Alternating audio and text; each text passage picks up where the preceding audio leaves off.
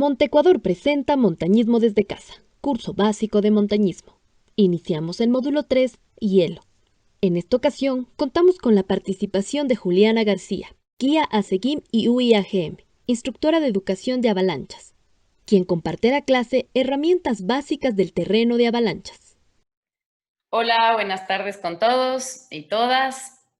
Hoy va a ser una introducción a una clase sobre elección de terreno. Es una herramienta para tomar las mejores decisiones en terreno de avalancha.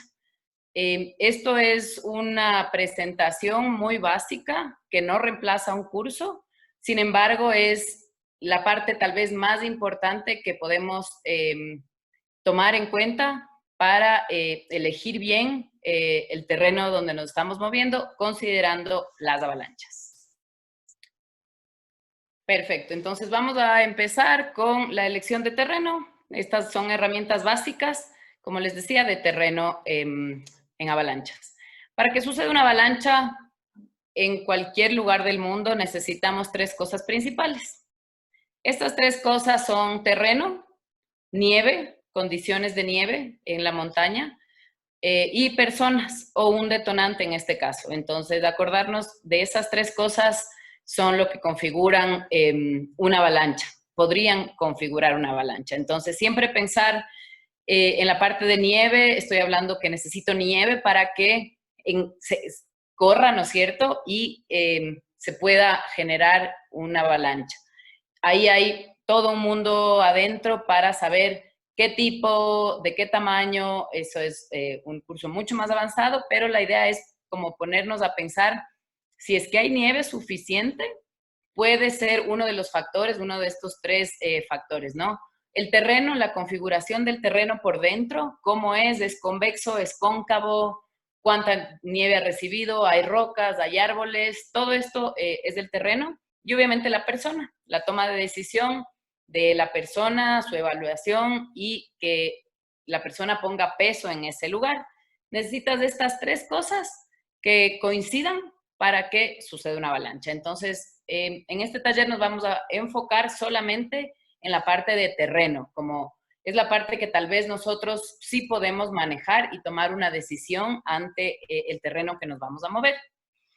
Para esto les presento mucha información, mucha bibliografía de donde pueden estudiar.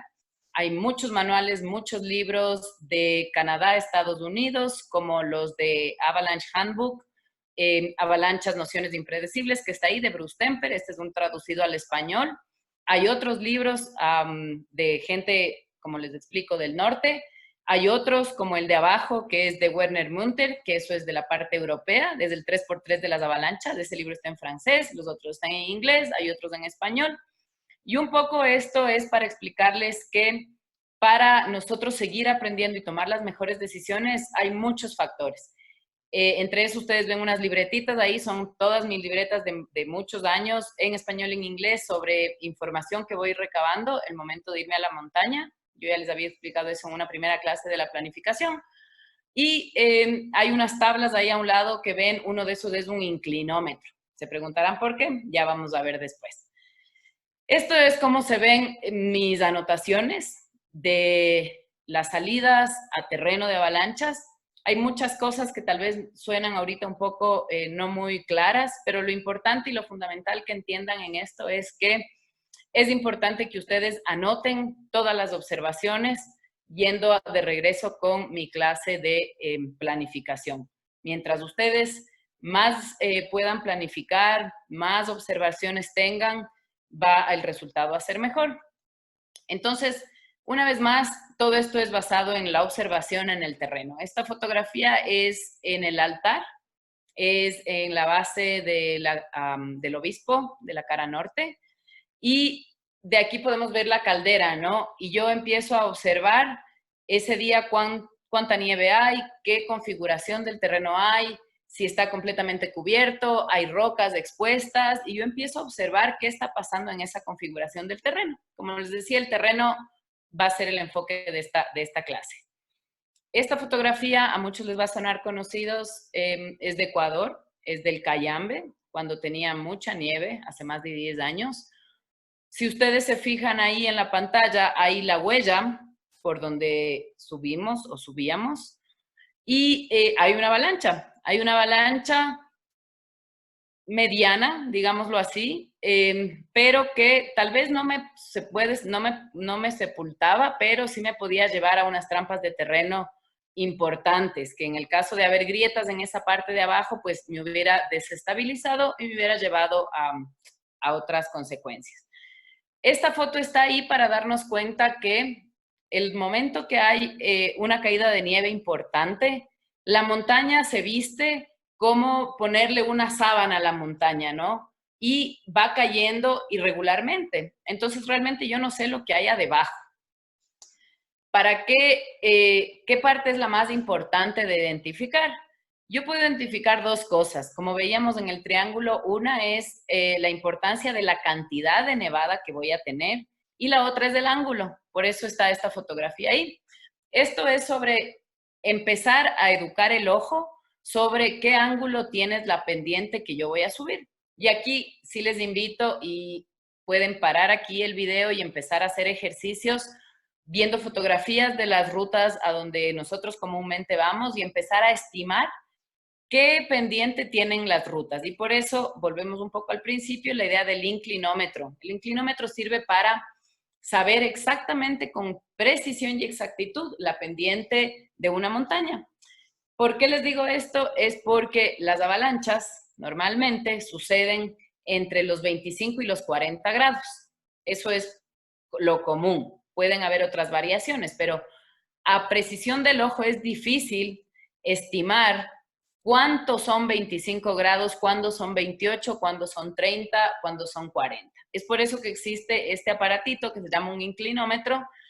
Esto también existe en los teléfonos celulares, así que ¿cómo se usa esto? Pues ponen un bastón en la superficie de la montaña, le ponen al inclinómetro y ahí ustedes van a poder ver qué inclinación tiene. Este es el inclinómetro, ¿no es cierto? Va a marcarme qué inclinación va a tener dependiendo en qué parte de la montaña le pongo yo y voy a tener un estimado de esa pendiente. Acuérdense que nosotros navegamos en diferentes pendientes todo el tiempo porque haces una travesía, subes, bajas y cada pendiente tiene diferentes grados, ¿no es cierto? Ahí es una foto un poco más clara sobre cómo sería el uso del inclinómetro, ¿no es cierto? Esto es en una maqueta, pero en la vida real ahí está la foto del Cotopaxi.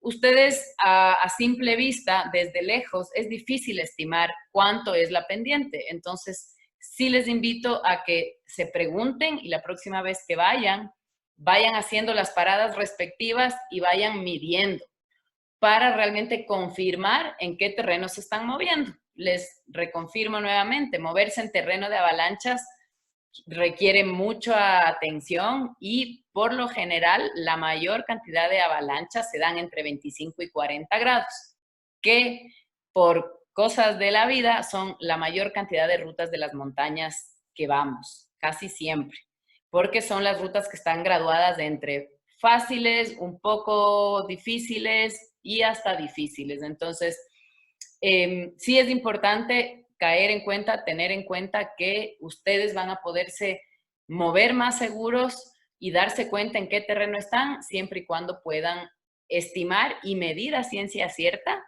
no al ojímetro, sino a ciencia cierta con el inclinómetro, ¿no es cierto? Por qué terreno están transitando.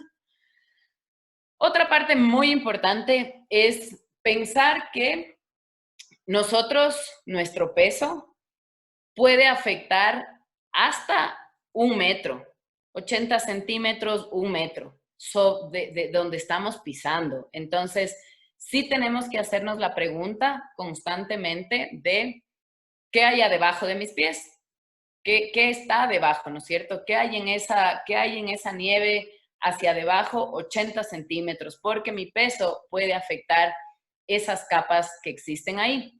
Otra vez volvemos a lo anterior. Recuerden que en una nevada es como una sábana, cae en el terreno es irregular y donde hay huecos o piedras o grietas, a veces se pueden tapar y hay lugares donde va a ser más finita la capa por donde yo voy a estar caminando cerca de esa roca, ese árbol, entonces no va a ser regular.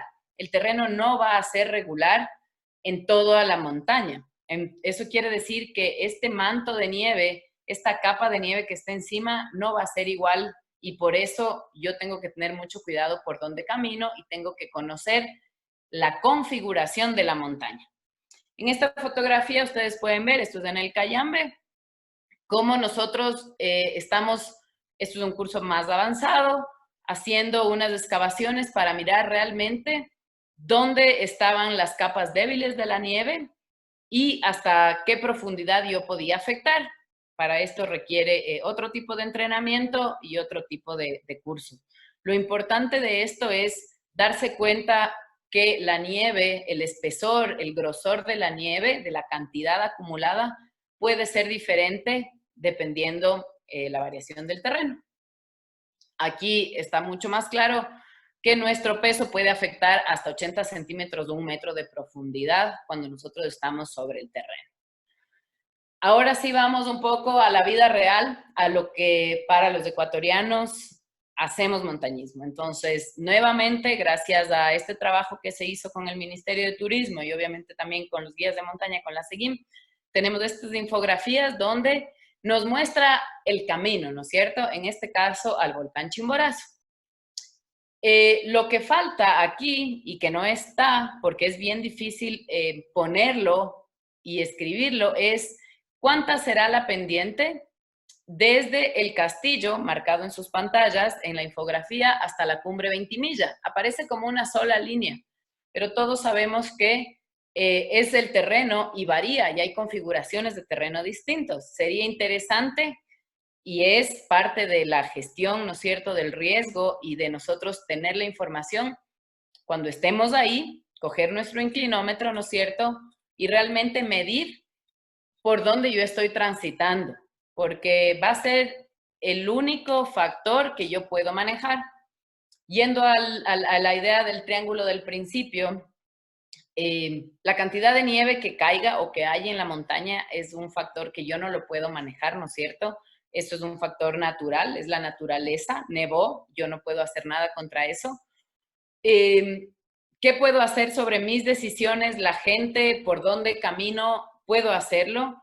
Y lo que puedo jugar, por dónde es ir por el terreno. Entonces, en base a eso, yo puedo tomar decisiones importantes y por eso esto está enfocado al terreno, realmente en la decisión de qué terreno ubico para hacer mi ascensión o mi progresión de la manera más segura. Eso en el ejemplo del Chimborazo. Entonces, la próxima les invito, antes de subir, investiguen y una vez que estén en el terreno, pues tomen la inclinación para ver si están o no en terreno de avalanchas y conforme a eso ir evaluando un poco, ¿no?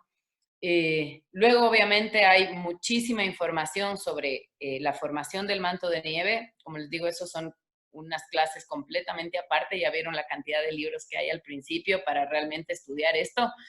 Pero la idea es darles con esto una herramienta básica que ustedes se puedan agarrar de la idea de, ok, ¿cuánto tiene de inclinación la montaña a la cual me voy a ir? Y preguntarse si es que es posible que ocurra una avalancha en ese terreno donde ustedes están. Acuérdense que para que exista una avalancha tienen que haber 3 factores. El primero es que tiene que haber nieve, nieve suficiente, ¿no es cierto?, para que se mueva, para que deslice. Tiene que haber una persona, el peso. Acuérdense que podemos afectar 80 centímetros o hasta 1 metro. Y tiene que haber el terreno. La configuración del terreno tiene que ser la precisa para que todas estas 3 cosas se combinen y ocurra o yo gatillo una avalancha. En el Cotopaxi, un poco la misma idea, ¿no es cierto? Está la infografía, está una línea, en este caso hay 2 rutas ahí marcadas.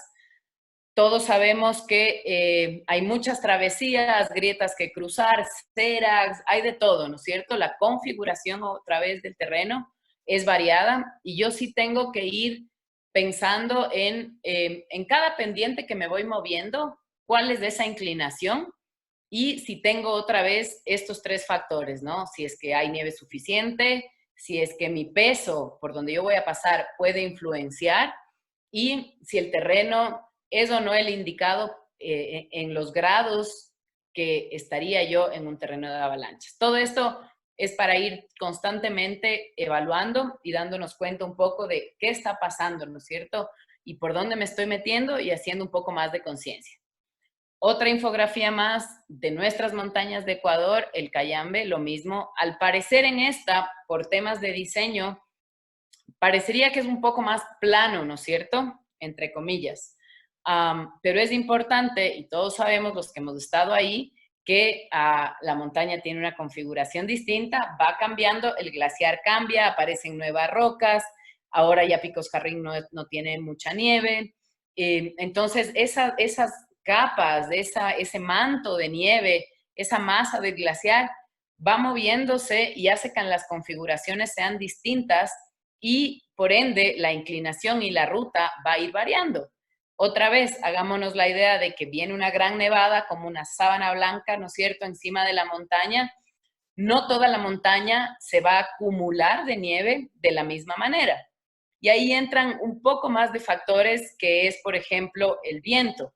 Ahí les voy a enganchar una información más y es que cuando hay una nevada y hay viento al mismo tiempo, el lugar donde acumula más es obviamente al lado opuesto de donde está viniendo el viento. Esto quiere decir que en cuestión de tiempo, si el viento viene de oriente y va hacia occidente y está nevando 1, 2, 3 horas, la cantidad de nieve que acumula occidente puede ser hasta 3 o 5 veces más que la nevada real.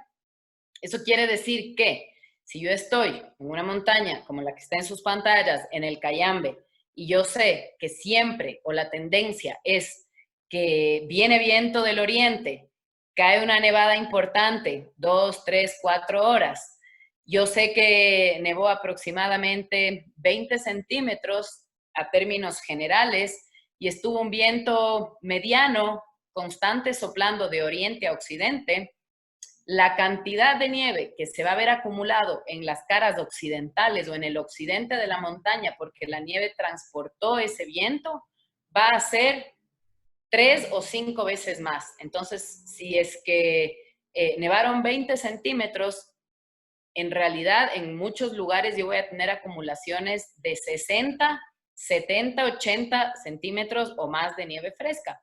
Entonces sí es importante manejar un poco también esta idea, ¿no?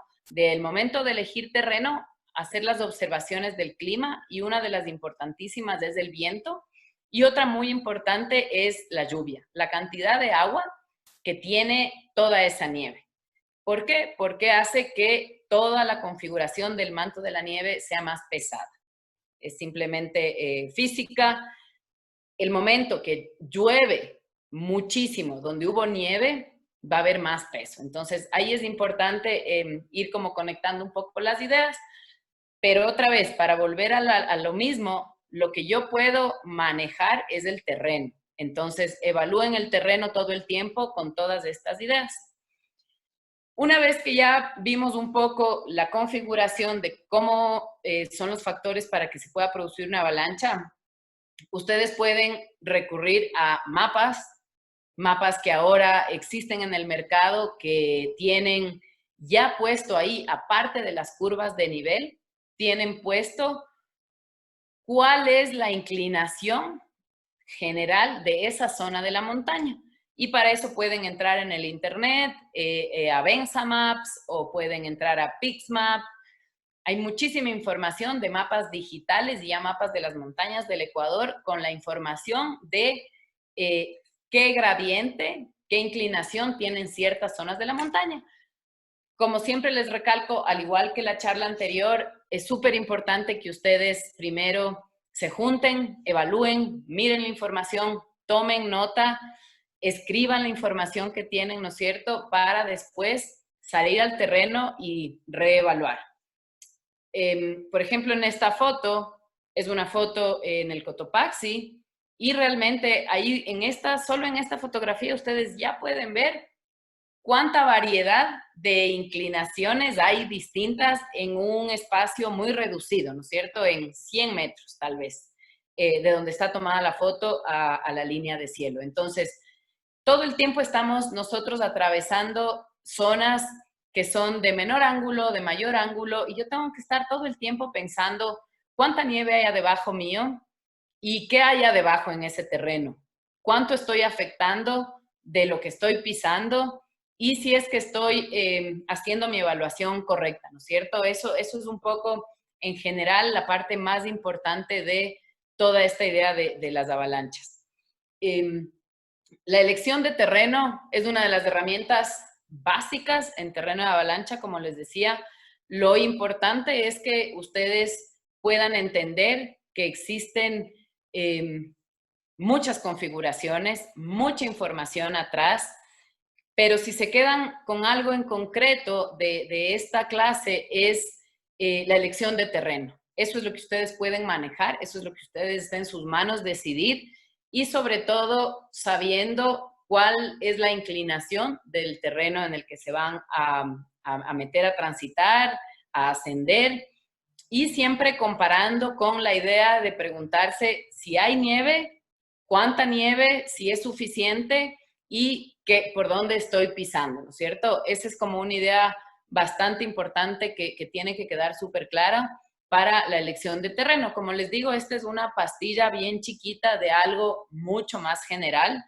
Es importante, pero que estemos todo el tiempo con estas nuevas cosas, entendiendo que la elección del terreno es algo que está en nuestras manos. Y como yo les decía también en la otra clase, eso es algo del factor humano, son nuestras decisiones. Entonces, está en nuestras manos la elección del terreno y por eso es algo tan importante, ¿no es cierto?